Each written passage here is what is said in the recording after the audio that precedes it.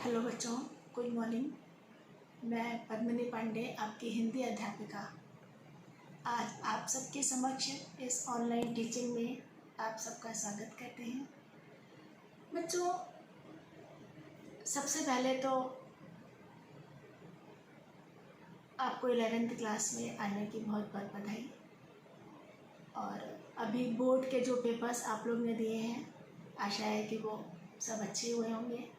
शेष बचे हुए पेपर्स को के लिए आप सबको बहुत सारी शुभकामनाएं। आशा है आप सब अपने घर में सुरक्षित और स्वस्थ होंगे। तो बच्चों, ये आपके नया क्लास, नया सिलेबस, नई पद्धति से जो ऑनलाइन टीचिंग, ये सारी चीज़ें आप सबको नया उत्साह, प्रफुल्लित, उत्साहित ज़रूर करेंगे। आप सबके समय का सही सदुपयोग करने के लिए इस ऑनलाइन टीचिंग की व्यवस्था की गई है।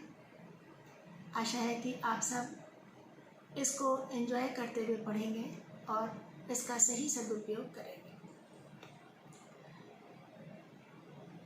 सबसे पहले आपको बच्चों, हम इस 11th क्लास में आपके पाठ्यक्रम से आपको हम परिचित कराते हैं। इस 11th क्लास में आपने अब तक जो हिंदी पढ़ी उससे थोड़ा डिफरेंट है ये। 11th क्लास में आपकी 3 पुस्तकें हैं, आरोहण, वितानवन और अभिव्यक्ति और माध्यम, जिसमें से अभिव्यक्ति और माध्यम ये आपकी क्लास 12th में भी चलेगी। बस क्लास 12th में आपके इसके 2 पार्ट 2 हो जाएंगे, वितान और आरोहण। इसमें आपके देखिए अभी 3 पुस्तकें हैं और व्याकरण है। व्याकरण में देखिए पत्र है, आलेख है, फीचर है, दृश्य लेखन है और प्रेस विज्ञप्ति। इस प्रकार से बहुत सारी चीज़ें हैं। पत्र में भी आपके शिकायती पत्र, आवेदन पत्र और कार्यालय पत्र, प्रेस विज्ञप्ति, इसमें पत्र के कई प्रकार हैं। अब तक आप लोगों ने किसी संबंध वाले पत्र पढ़े या शिकायती पत्र पढ़े। अब आपको जो है दूसरे तरीके के प्रकार के पत्र पढ़ाए जाएंगे। आपके जो लास्ट ईयर तक अब तक आप लोग ने पद परिचय, समास, रस, अलंकार, ये सारी चीज़ें अब इसमें नहीं है। व्याकरण आपके लिए यही है, जिसमें निबंध भी नहीं है। दृश्य लेखन है। दृश्य लेखन आंखों देखी घटना का आपको वर्णन करना होता है।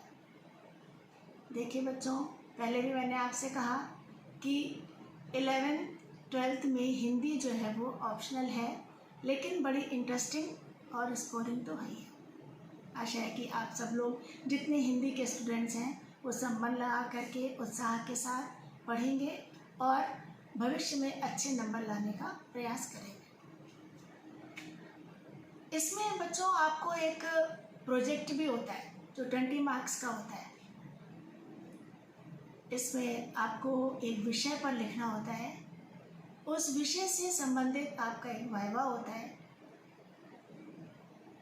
फिर वो आपको उसी पर वाइवा में 10 मार्क्स होते हैं और 10 मार्क्स आपके फाइल में होता है। ये बहुत बात की बात है, इसके बारे में आपको समय समय पर सूचित करते रहेंगे। तो आइए हम लोग आज पढ़ते हैं आपके आरोह के काव्य खंड का पहला पाठ, कबीरदास।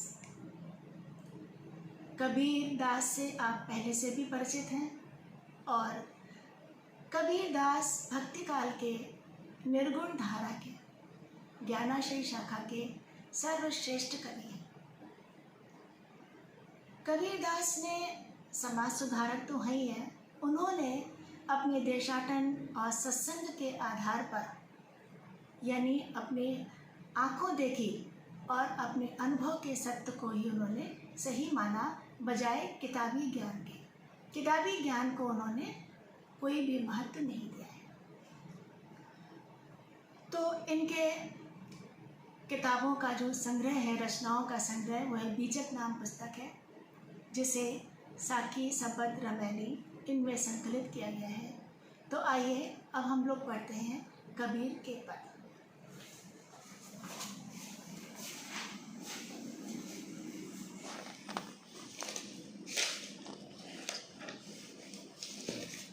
देखिए बच्चों, कबीर का पहला पद है, हम तो एक एक करी जाना। हम तो एक एक करी जाना, दोई कहे तिन्हियों को दोजग, जिन नाहिन पहचाना। एके पवन एक ही पानी, एके ज्योति समाना। एके खाक गढ़े सब भाड़े, एके कोहरा साना। जैसे बाढ़ी काष्ठ ही काटे, अगन न काटे कोई। सब घटी अंतर तू ही व्यापक, धरे स्वरूपे सोई। माया देख के जगत लुभाना, काहे रे नर गरबाना। निर्भय भया कछु नहीं व्यापे, कहे कबीर दीवाना।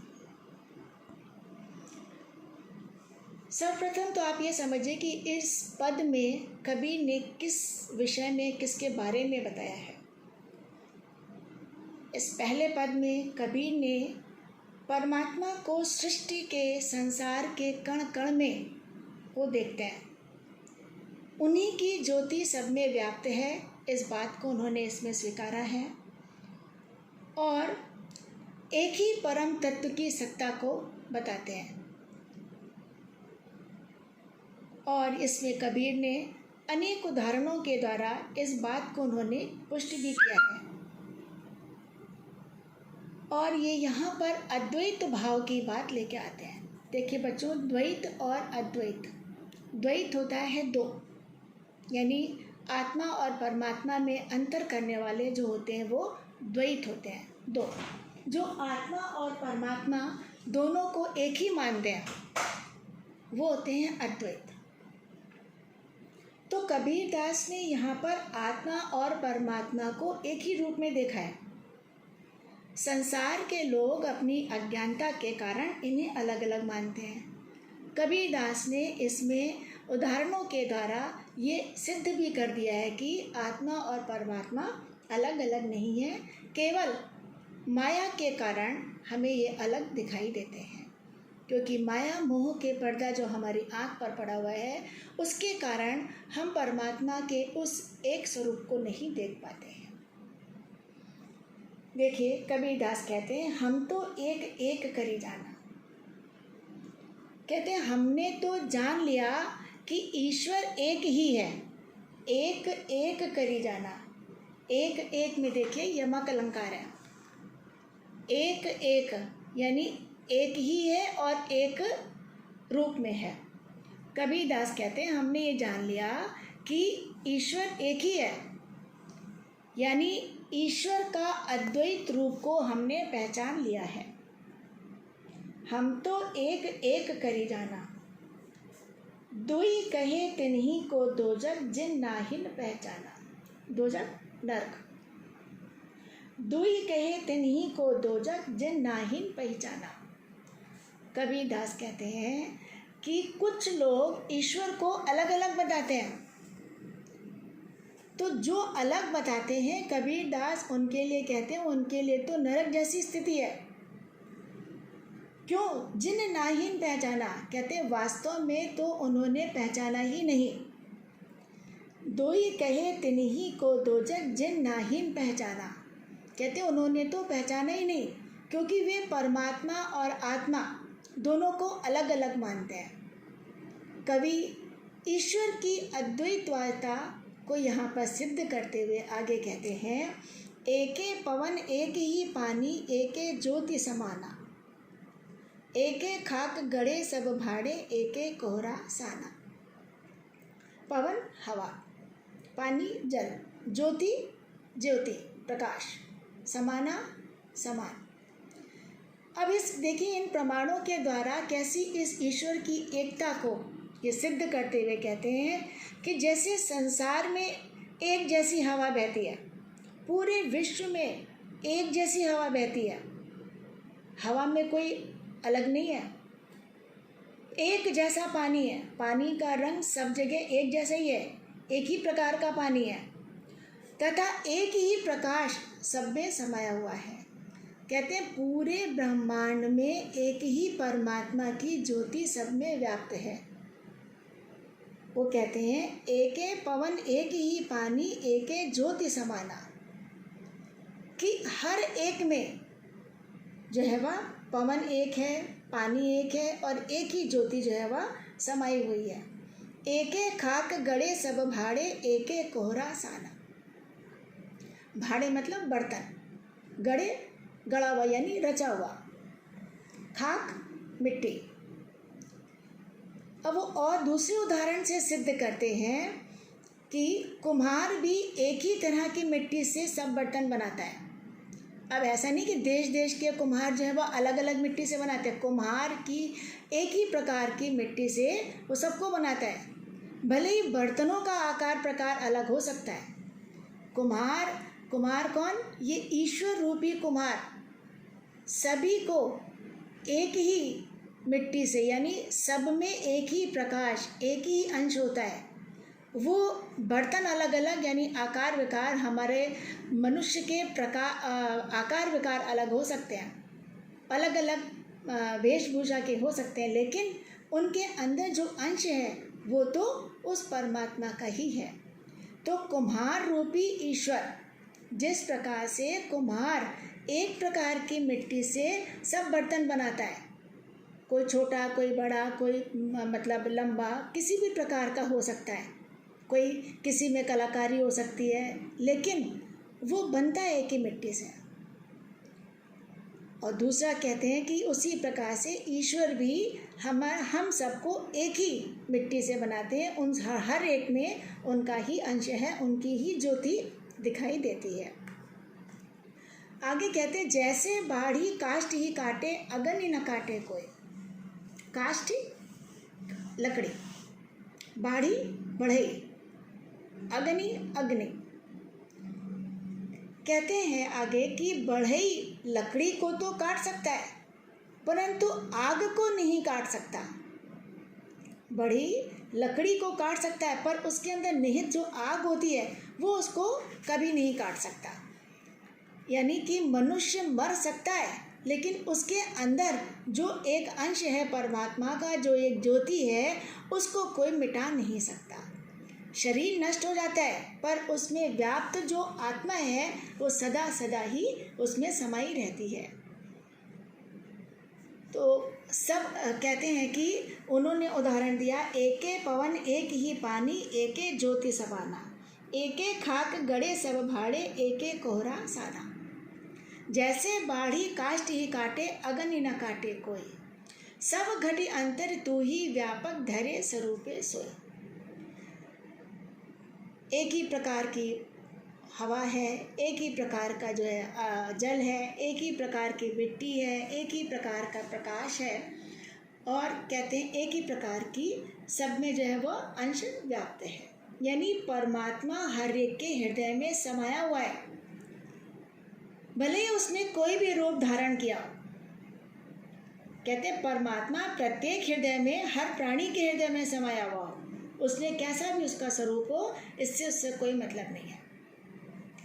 वो कहते हैं कि देखिए हमारा शरीर की रचना भी पंच तत्व से हुई है, क्षिति जल पावक गगन समीरा। तो ये कबीर दास ने इस बात से यहाँ पर ये सिद्ध कर दिया है कि हमें हर प्रकार से हमारी जो है वह मानव शरीर का निर्माण पांच तत्व से हुआ है। वो कहते हैं संसार में सब जगह एक पवन एक ही जल है, सभी में एक ही ज्योति समाई है, एक ही मिट्टी से सभी बर्तन बने हैं, सभी का निर्माण हुआ है, एक ही कुम्हार मिट्टी को सानता है, उस सबको बनाने वाला वो ईश्वर ही है। सभी प्राणियों में एक ही ईश्वर विद्यमान है, चाहे उस प्राणी का रूप कोई भी हो। यहाँ पर इन्होंने इस तत्व को भी, यहाँ पर पंच तत्व को भी सिद्ध किया है। वो कहते हैं आगे कि माया देख के जगत लुभाना काहे रे नर गरबाना। कहते प्रत्येक प्राणी के हृदय में तो परमात्मा समाया हुआ है, उसने कोई भी रूप धारण किया हुआ, लेकिन ये संसार माया के जाल में फंसा हुआ है। और वही संसार को लुभाता है। माया देख के जगत लुभाना। संसार के लोग जो हैं इस माया को यानी भौतिकता को देख करके लुभाना, आकर्षित होते हैं। काहे रे नर गरमाना। कबीर दास कहते हैं ये नश्वर संसार है। मनुष्य जो है वह इस माया के जाल में फंसा है, वह उसी में आकर्षित होता है। कहते हैं इसलिए मनुष्य को किसी भी बात को लेके घमंड नहीं करना चाहिए कि आज हमारे पास धन है या हमारा ऐश्वर्य है, हमारे पास पद है, प्रतिष्ठा है। हम इन संसार के, जो कि हर चीज़ नश्वर है, हर चीज़ अस्थिर है, यहाँ कुछ भी नहीं रहना, केवल परमात्मा का ही वास है। एकात्मकता की बात करते हैं कि आत्मा और परमात्मा एक है। हमारे ऊपर माया का पर्दा पड़ा हुआ है, इसलिए कबीरदास कहते हैं कि वो हमें दिखता ही नहीं, हमें तो संसार ही सत्य नज़र आता है। माया देख के जगत लुभाना, काहे रे नर गरबाना। गरबाना मतलब घमंड करना कि हे नर मनुष्य, तुम काहे किस बात का घमंड करते हैं, सांसारिक चीज़ों को देख के आकर्षित होते हो। ये स्थिर रहने वाली नहीं, ये चलायमान है, गतिमान है, ये रुकेगी नहीं। तो जो चीज़ स्थिर है हमें उस पर, अस्थिर चीज़ों पे हमें क्यों घमंड करते हैं। निर्भय भया कछु नहीं व्यापे, कहे कबीर दीवाना। कबीर दास कहते हैं कि जब मनुष्य निर्भय हो जाता है तो उससे कुछ भी नहीं डर लगता। निर्भय बहुत बड़ा शब्द, छोटा सा शब्द है, पर उसका बड़ा सारगर्भित अर्थ है। निर्भय का अर्थ होता है कि अभय रहित हो जाना, यानी अपनी शक्ति का प्रदर्शन नहीं। अभय रहित होने का तात्पर्य है कि संसार का डर समाप्त हो जाए। संसार के डर से तात्पर्य है कि मृत्यु का डर समाप्त हो जाए। ये नहीं कि मैं किसी से नहीं डरता, हम बहुत बिंदास हैं, ये नहीं बच्चों। मनुष्य के अंदर निर्भयता आ जाए, यानी कि जब मृत्यु आए तो आए, मैं अपने कर्तव्य का पालन सत्यता के साथ कर रहा हूँ। मैं इसी प्रकार से वो जब ये विचार करके चलता है तो उसके अंदर निर्भयता का वास होता है। हमारे वेदों में भी कहा गया है, यतो यथा समीहसे ततो न अभयम करो। हमारे वेदों में लिखा है कि हे प्रभु, जहाँ जहाँ से हम चाहते हो वहाँ वहाँ से हमें अभय प्रदान करो। अभय यानी हमें संसार का और मृत्यु का भय न ले जाए। कबीरदास भी कहते हैं निर्भय भया कछु नहीं व्यापे, कहे कबीर दीवाना। कबीरदास कहते हैं कि ये जब हम, कब ये चीज़ें आएगी, जब हम आत्मा और परमात्मा को एक मानेंगे, यानी जब जीव और ब्रह्म एक हो जाए। जीव और ब्रह्म में जब एकात्मकता आ जाएगी तभी हम जो है वो इसको, तभी हम इससे हमारे अंदर ये निर्भयता का भाव जागृत होगा।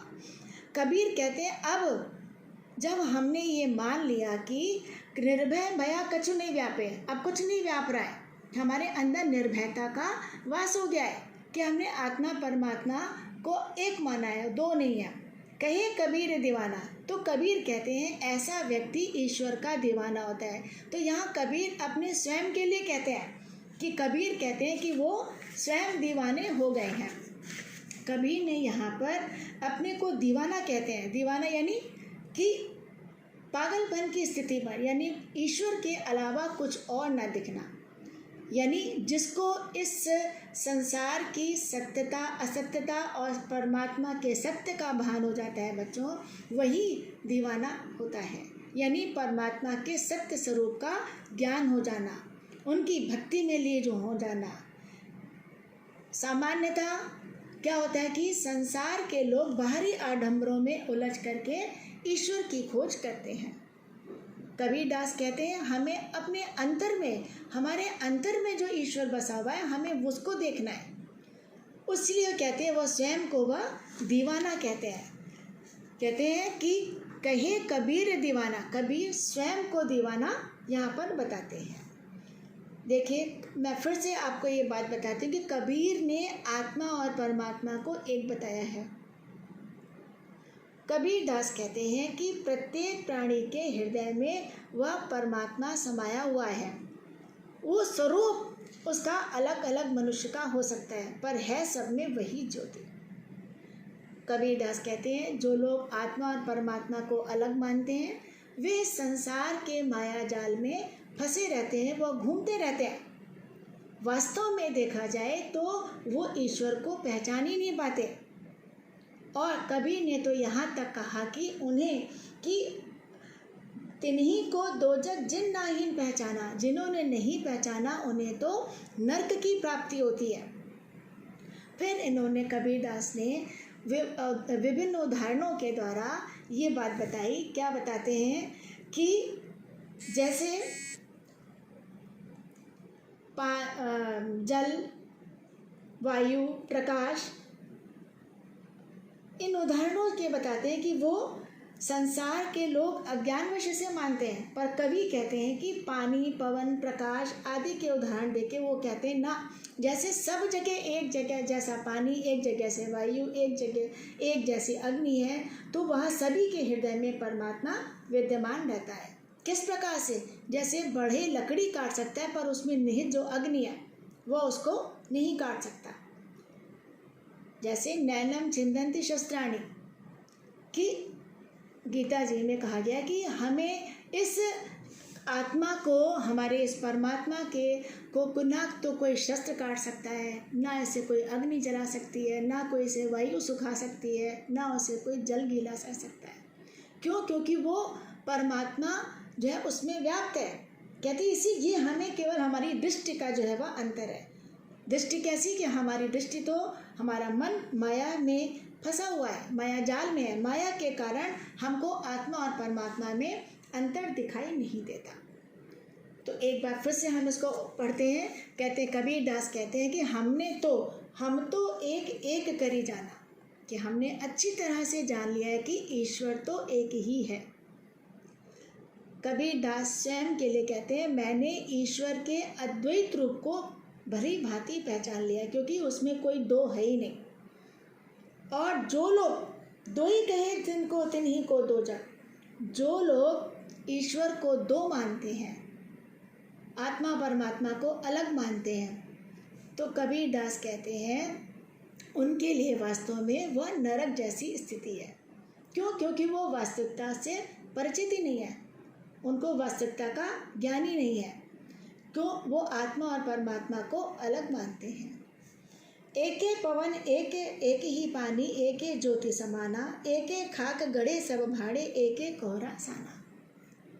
एक ही पवन, एक ही जल, एक ही ज्योति सब में समाई हुई है। एक ही उस परमात्मा रूपी कुम्हार ने हम सब का जो है वह निर्माण किया है। जिस प्रकार कुम्हार एक ही मिट्टी से बर्तन गढ़ता है, बनाता है, और उसके आकार प्रकार, उसकी कलाकारी, उसमें रंग और हो सकता है भेद, लेकिन वो उसमें मिट्टी उसकी एक ही होती है, मूल में मिट्टी एक ही होती है। उसी प्रकार से कुम्हार रूपी ईश्वर ने हम सबको एक ही मिट्टी से बनाया है, हम सब में उसका अंश प्राप्त है। कहते हैं फिर वो कुम्हार एक ही मिट्टी से बर्तन बनाता है। फिर वो बताते हैं जैसे बाढ़ी काष्ठ ही काटे, अगन ही न काटे कोई, सब घटे अंतर तू ही व्यापक, धरे स्वरूपे सोए। कहते हैं उसमें सब में एक ही आत्मा सदैव रहती है, परमात्मा का हर एक के हृदय में निवास होता है। कि बढ़े लकड़ी को काट सकता है पर लकड़ी में निहित अग्नि को नहीं काट सकता। शरीर नष्ट हो जाता है पर उसमें जो व्याप्त आत्मा होती है वो सदैव जीवित रहती है।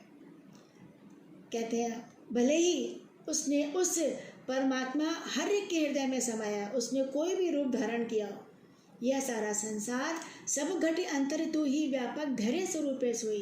कोई भी रूप धारण कर सकता है, धरे मतलब धारण करना। माया देख के जगत लुभाना, काहे रे नर गरबाना, निर्भय भया कछु नहीं व्यापे, कहे कबीर दीवाना। कबीरदास स्वयं को दीवाना कहते हैं। कहते हैं जब मनुष्य निर्भय हो जाता है, निर्भयता तभी आती है जब हमारे अंदर ये भेद समाप्त हो जाता है। हम आत्मा परमात्मा को अलग एक मानते हैं। जब तक अलग मानेंगे तब तक हम संसार से भयभीत होते रहेंगे। कहीं मृत्यु का भय रहेगा तो कहीं पद प्रतिष्ठा का भय रहेगा, क्योंकि संसार में कोई चीज़ स्थिर है ही नहीं। तो उससे कुछ भी, निर्भय जब हो जाता है तो उससे कुछ भी नहीं सताता, कुछ भी नहीं व्यापता। कबीर कहते हैं अब मैं निर्भय हो गया हूँ, और मैं ईश्वर का दीवाना हो गया हूँ। दीवाना मैंने अभी आपको बताया कि वो जो पागलपन की यानी परमात्मा के सच्चे स्वरूप को जान लेने की बात करते हैं कवि। वो कहते हैं भक्ति में लीन होना, ना कि बाहरी आडंबरों में वो ईश्वर को खोजते हैं। तो कबीरदास यहाँ पर देखिए कहते हैं कि परमात्मा सब में एक है, एक ही परमात्मा की सत्यता को बताते हैं। आत्मा परमात्मा एक है। उन्होंने यहाँ माया, मोह और गर्व की व्यर्थता पर प्रकाश डाला है कि ये सारी चीज़ों से हमें दूर रहना चाहिए। अब इसमें देखिए एक एक में यमक अलंकार है। एक परमात्मा यानी एक का अर्थ है एक ही परमात्मा है, और एक का अर्थ है संख्या यानी एक परमात्मा और एक ही है। तो ये एक एक आने पर यहाँ पर यमक अलंकार है। अनुप्रास अलंकार है। उदाहरण इन्होंने जो ये काष्ठ का और क्या कहते हैं ये अग्नि का, खाक का, पवन का, ये जो चीज़ें इन्होंने शब्द के उदाहरणों के द्वारा समझाया है, इसलिए यहाँ पर ये उदाहरण अलंकार है। खाक और कोहरा, खाक मिट्टी और कोहरा ये जो कुम्हार है, यानी कुम्हार रूपी ईश्वर, खाक मतलब मिट्टी रूपी वो जो आत्मा है। कहते ये इसमें रूपक अलंकार है। और कबीरदास तो आप जानते ही हैं, सदुक्कड़ी पंचमेल खिचड़ी भाषा उनकी है। इस पद में संगीतात्मकता है, गीता है। बच्चों मैंने इसमें आपको जो है ये काव्य सौंदर्य लिख करके दिया है, उसे आप अपनी कॉपी में लिखेंगे। और कुछ प्रश्न मैं आपको असाइनमेंट के रूप में आपको दूंगी मैं, लेकिन उन प्रश्नों को पहले हम थोड़ा डिस्कस कर लेते हैं। आपको संक्षिप्त रूप से उसका उत्तर बता देते हैं, तो उससे आपको आंसर लिखने में आसानी हो जाएगी। तो पहला प्रश्न आपका है, कबीरदास परमात्मा के विषय में क्या कहते हैं? कबीरदास परमात्मा के विषय में क्या कहते हैं? कबीरदास ने क्या कहा कि परमात्मा एक ही है। प्रत्येक के हृदय में वो, प्रत्येक प्राणी जगत के हृदय में वो समाया हुआ है।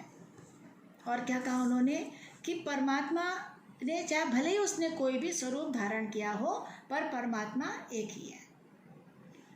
उसके बाद दूसरा क्वेश्चन है, भ्रमित लोगों पर कवि की क्या टिप्पणी है? भ्रमित मतलब जो इस माया जाल में घूमते रहते हैं। क्या कहते हैं? जो आत्मा परमात्मा को अलग मानते हैं वही भ्रमित है। जो इस माया जाल में, इस संसार में फंसे हुए हैं, जो संसार को सत्य मानते हैं वही भ्रमित है। जिस दिन मनुष्य को ये ज्ञात हो जाए कि आत्मा परमात्मा एक है, जीव ब्रह्म एक है, क्या संसार असत्य है, तो वो संसार की सही सच्चाई अगर पता चल जाए तो वो भ्रमित होना बंद हो जाएगा। तो कवि क्या कहते हैं? जो लोग आत्मा परमात्मा को अलग अलग मानते हैं वही भ्रमित है। क्यों भ्रमित है? क्योंकि वास्तव में वो ईश्वर को नहीं पहचान पाए। कबीरदास ने तो यहाँ तक कहा कि उनको तो नरक की प्राप्ति होती है। तीसरा प्रश्न है बच्चों, अब कबीर ने किन किन उदाहरणों द्वारा सिद्ध किया है कि जग में एक सत्ता है? ये मैंने आपको कई बार बताया। कबीर ने जैसे लकड़ी का काटा जा सकता है, पर उसके अंदर की अग्नि को नहीं काट सकते। उसी प्रकार शरीर नष्ट हो जाता है लेकिन आत्मा अमर रहती है। और किन किन उदाहरणों से उन्होंने बताया है? कबीर क्या बताते हैं कि एक ही सत्ता, एक ही ईश्वर है। वो कहते हैं संसार में एक जैसी पवन, एक जैसा पानी, हर एक प्राणी में एक ही ज्योति समाई हुई है। सभी बर्तन एक ही मिट्टी से बनाए जाते हैं, भले ही उनका स्वरूप कोई भी हो।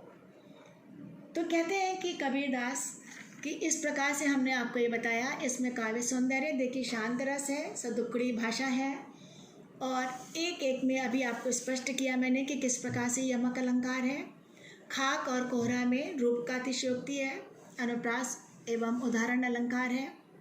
पद में गीता एवं संगीतात्मकता है। आत्मा और परमात्मा को एक बताया है। माया, मोह और गर्व को व्यर्थ बताते हैं कि इसे हमें इनसे दूर रहना चाहिए, इन्हें अपने जीवन से हटा देना चाहिए। तो आशा है कि आप सबको ये पद समझ में आ गया होगा। इसी पद से संबंधित ये जो 3 प्रश्न दिए हैं उन्हें आप बच्चों अपनी कॉपी में लिखेंगे उन प्रश्नों का उत्तर भी अभी आपको अच्छे से समझा दिया गया है। तो इसके बाद हम दूसरा पद जो है आपको नेक्स्ट टर्म में समझाएंगे। धन्यवाद।